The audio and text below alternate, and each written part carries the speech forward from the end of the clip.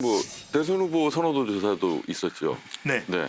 새해 발표된 네. 차기 대선 후보 선호도 조사가 있었는데요. 네. 이재명 경기지사, 또 더불어민주당 이낙연 대표, 투톱 체제는 이미 익히 잘 알고 그렇죠. 계시죠. 네, 네. 여기 이제 윤석열 검찰총장까지 네. 가세를 했습니다. 네. 삼자 구도인데 이재명 지사가 가장 두드러졌습니다. 지난 연말에 검찰 갈등도 있었고 또 코로나 확산도 있는 상황에서 네. 광역단체장으로서 이슈 파이팅을 했던 것이 상당히 주목받았던 것 아니냐.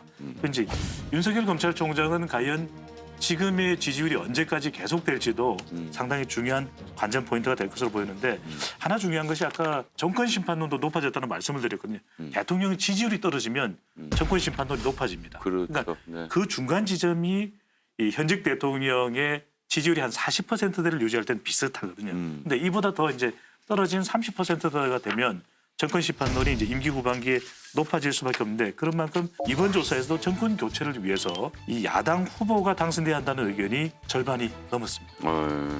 아니 윤석열 총장까지 계속 삼강구도로 가는 게 맞는 건지 전 잘 모르겠어요.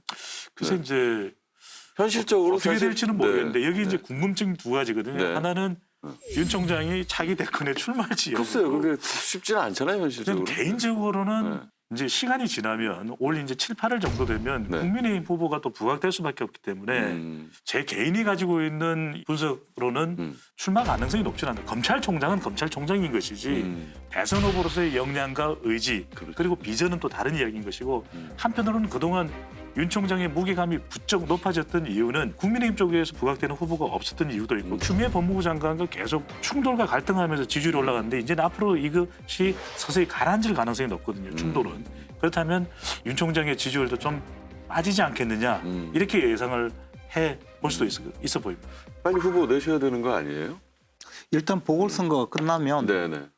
국민의힘에서는 전당대회를 거쳐서 이제 지도부를 새로 정하고 그리고 나면 대통령 후보 선정 절차에 들어가서 대통령 후보 선정은 아무래도 좀 시간이 걸리겠죠. 그러나 이제 그렇게 되면 본격적으로 이제 당내에서 그 경쟁을 통해서 자신의 정책 식견을 공개할 수 있는 그런 기회가 되고 그러면 또 당의 어떤 그때 당시 상황에 따라서 후보자가 부각될 수도 있고 만약에 뭐 서울시장 선거에 참패하고 나면 당이 존립하지 못할 수도 있고 그래서 지금 상황은 상당히 그 유동적인 상황이라고 봅니다. 네. 뭐 사실 서울시장 선거에서 국민의힘이 참패할 일은 없고 제가 봤을 땐 어느 당이 이기든지 거의 격전일 거라고 네. 생각이 들고요. 민주당 입장에서는 지금 나온 여론조사들이 저희한테는 좀 가슴 아픈 여론조사들이 그렇죠. 많은데 내용이 정권 교체냐 정권 유지냐라고 물어보면